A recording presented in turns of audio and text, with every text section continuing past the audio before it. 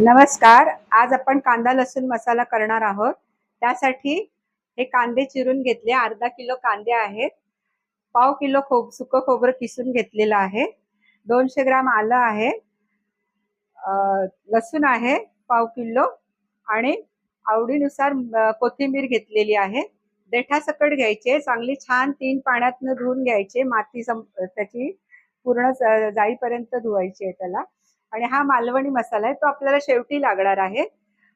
मीठ आहे, कढई तापत ठेवलेली आहे, त्याच्यात थोडंसं तेल घातलेलं आहे आणि आपल्याला हा कांदा त्याच्यात तळून घ्यायचा आहे. हा कांदा छान लाल ब्राऊन होईपर्यंत ना भाजून घ्यायचा आहे.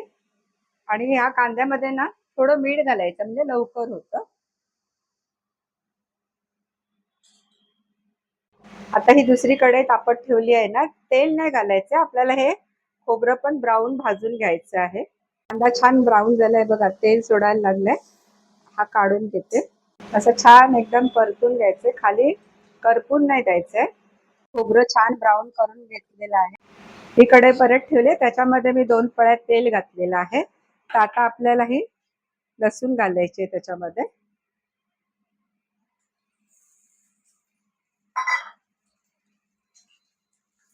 लसूण घातल्यानंतर त्याच्यावरतीच आपल्याला ही कोथिंबीर घालायची.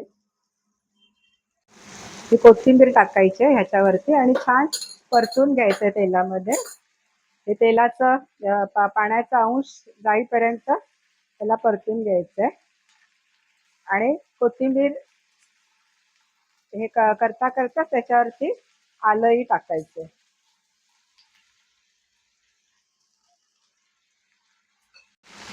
छान आलं टाकून छान मिक्स करून परतवून घ्यायचंय. हे बघा, हे अशा पद्धतीने वाटून घेतलंय. हे खोबरं तेल सुटेपर्यंत वाटलेलं आहे. आणि हे आलं लसूण कोथिंबीरची वाटून घेतलेलं आहे. आणि हे कांदा आणि तीळ वाटून घेतलेलं आहे. तर हे सगळं आपल्याला मिक्स करायचंय. आणि हे मोजून, त्या वाट्या मोजून आपल्याला जेवढं हे भरेल तेवढं आपल्याला मालवणी मसाला त्यात मिक्स करायचंय. ह्या 3 वाट्या मसाला भरलेला आहे. तर त्याच्यामध्ये आता आपल्याला हे दाबून असे 3 वाट्या मालवणी मसाला मिक्स करायचा आहे. हे उरलेलं जे मीठ आहे ना, तेही टाकायचं. मीठ त्याला काम करतं फ्रिजरिटीचं. तर ते आपल्याला मीठ टाकायचंच आहे ह्याच्यामध्ये. तुम्ही कांदा ज्यावेळेला भाजता आणि नाही टाकलं ना तरी चालेल, कारण कांद्याला पाणी सुटतं कांदा परतवताना तेलामध्ये. ते नंतर टाकलं तरी चालेल. आता हे हाताने छान मिक्स करून घ्यायचंय. हा मालवणी मसाला ह्याच्यात मिक्स करून झाल्यावरती हा कांदा लसूण मसाला तयार आहे. हा तुम्ही उसळीना, भाज्यांना, नॉनव्हेजला वापरला तरी चालेल.